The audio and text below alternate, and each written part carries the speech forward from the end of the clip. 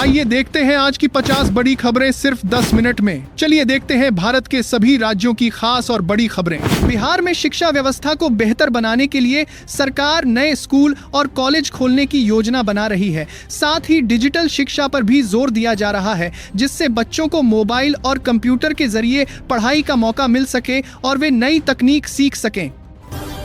महाराष्ट्र के मुंबई शहर में ट्रैफिक और प्रदूषण की समस्या दिन ब दिन बढ़ती जा रही है। लोग रोजाना लंबे जाम में फंस रहे हैं, जिससे समय और ईंधन दोनों की बर्बादी हो रही है। सरकार अब मेट्रो, बस और इलेक्ट्रिक गाड़ियों को बढ़ावा देने की योजना बना रही है ताकि लोगों को राहत मिल सके। उत्तर प्रदेश में चुनाव नजदीक आने के कारण राजनीतिक गतिविधियां तेज हो गई हैं। सभी पार्टियां रैलियां और सभाएं कर रही हैं और जनता को अपने पक्ष में करने की कोशिश कर रही हैं। प्रशासन ने सुरक्षा बढ़ा दी है और संवेदनशील इलाकों में पुलिस बल तैनात किया गया है ताकि शांति बनी रहे। तमिलनाडु में आईटी और स्टार्टअप कंपनियों का तेजी से विकास हो रहा है। चेन्नई जैसे शहरों में नई कंपनियां खुल रही हैं, जिससे युवाओं को रोजगार के अच्छे मौके मिल रहे हैं। राज्य सरकार भी निवेश बढ़ाने के लिए नई योजनाएं ला रही है, जिससे आर्थिक विकास को और गति मिल रही है। राजस्थान में इस साल गर्मी जल्दी शुरू हो गई है और कई जिलों में तापमान काफी बढ़ गया है। पानी की कमी भी महसूस होने लगी है, जिससे लोगों को परेशानी हो रही है। प्रशासन लोगों को सावधान रहने और पानी बचाने की सलाह दे रहा है। साथ ही पानी की सप्लाई बढ़ाने के प्रयास किए जा रहे हैं। पंजाब में इस समय गेहूं की कटाई का मौसम चल रहा है, लेकिन अचानक बदले मौसम ने किसानों की चिंता बढ़ा दी है। कई जिलों में बारिश और तेज हवा चलने से खड़ी फसल गिर गई है। इससे किसानों को नुकसान होने का डर है। सरकार ने कहा है कि वह फसल का जायजा लेकर जरूरत पड़ने पर किसानों को मुआवजा देगी।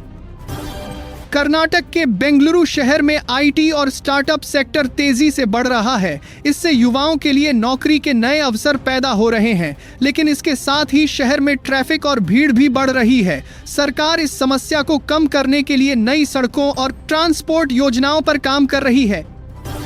पश्चिम बंगाल में राजनीतिक माहौल थोड़ा तनावपूर्ण बना हुआ है। अलग अलग पार्टियों के बीच टकराव की खबरें सामने आ रही हैं। प्रशासन ने कानून व्यवस्था बनाए रखने के लिए सुरक्षा बढ़ा दी है और पुलिस लगातार स्थिति पर नजर रख रही है ताकि किसी भी तरह की हिंसा ना हो।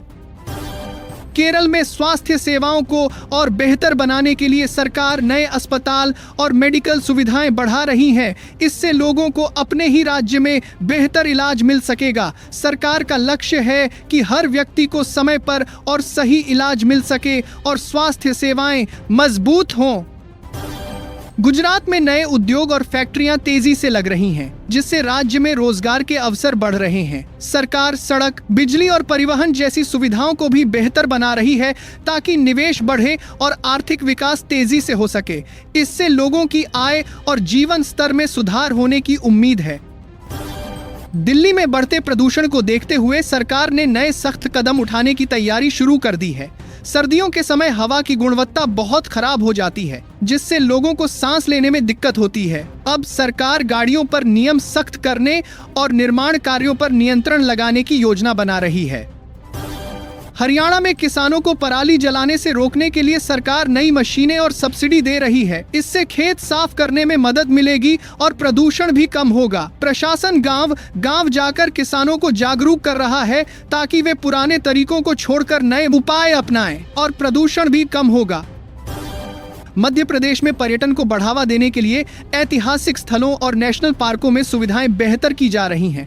सरकार का कहना है कि इससे देश विदेश के पर्यटक ज्यादा आएंगे और स्थानीय लोगों को रोजगार मिलेगा। साथ ही सुरक्षा और आधारों के लिए साफ सफाई पर भी खास ध्यान दिया जा रहा है।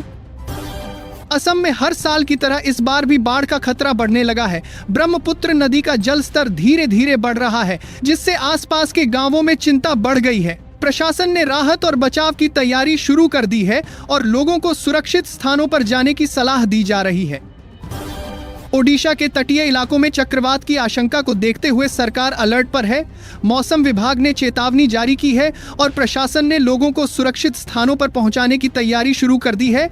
मछुआरों को समुद्र में न जाने की सलाह दी गई है।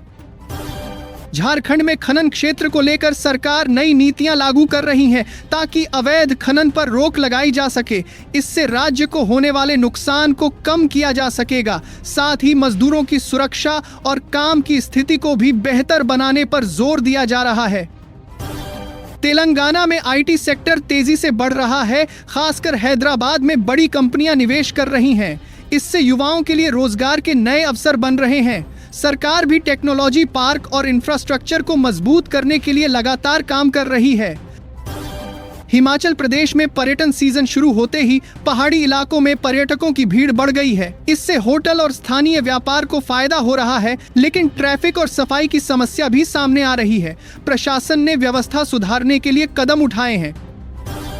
गोवा में पर्यटन को बढ़ावा देने के लिए सरकार ने नए बीच फेस्टिवल और सांस्कृतिक कार्यक्रम शुरू किए हैं। स्थानीय व्यापारियों को इसका सीधा फायदा मिल रहा है। इससे देश विदेश से पर्यटक आकर्षित हो रहे हैं।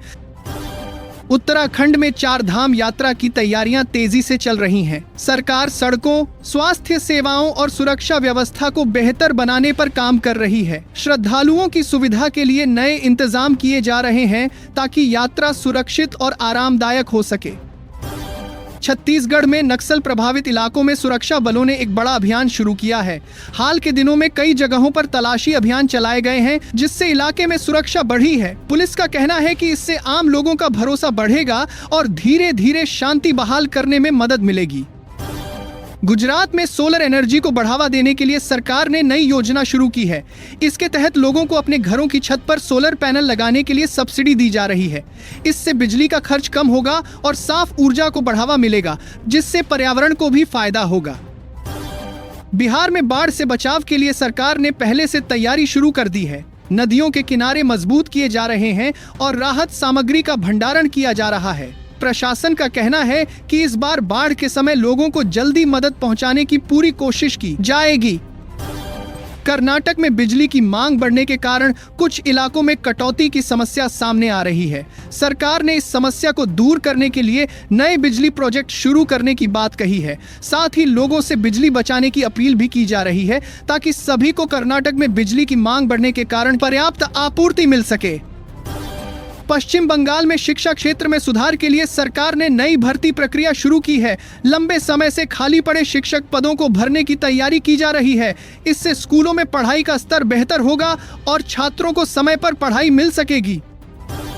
महाराष्ट्र में किसानों को बेहतर दाम दिलाने के लिए सरकार ने नई मंडी व्यवस्था लागू करने की योजना बनाई है। इससे किसान अपनी फसल सीधे बाजार में बेच सकेंगे और उन्हें बिचौलियों पर कम निर्भर रहना पड़ेगा, जिससे उनकी आय में बढ़ोतरी होने की उम्मीद है। उत्तर प्रदेश में कानून व्यवस्था को मजबूत करने के लिए पुलिस ने नई तकनीक का इस्तेमाल शुरू किया है। सीसीटीवी कैमरे और डिजिटल निगरानी सिस्टम लगाए जा रहे हैं, जिससे अपराध पर जल्दी नियंत्रण पाया जा सके और लोगों को सुरक्षित माहौल मिल सके। तमिलनाडु में पानी की कमी को देखते हुए सरकार ने जल संरक्षण अभियान शुरू किया है। लोगों को पानी बचाने के लिए जागरूक किया जा रहा है और नए जल संग्रहण प्रोजेक्ट्स पर काम किया जा रहा है ताकि भविष्य में पानी की समस्या को कम किया जा सके। झारखंड में बेरोजगारी को कम करने के लिए सरकार ने युवाओं के लिए स्किल डेवलपमेंट प्रोग्राम शुरू किए हैं। इसमें युवाओं को अलग अलग कामों की ट्रेनिंग दी जा रही है ताकि वे नौकरी पाने या खुद का काम शुरू करने में सक्षम हो सकें। दिल्ली में गर्मी बढ़ने के साथ ही बिजली की खपत भी तेजी से बढ़ गई है। कई इलाकों में लोड बढ़ने के कारण बिजली पर दबाव देखा जा रहा है। सरकार ने अतिरिक्त बिजली खरीदने और सप्लाई को बनाए रखने के लिए पहले से ही तैयारियां शुरू कर दी हैं।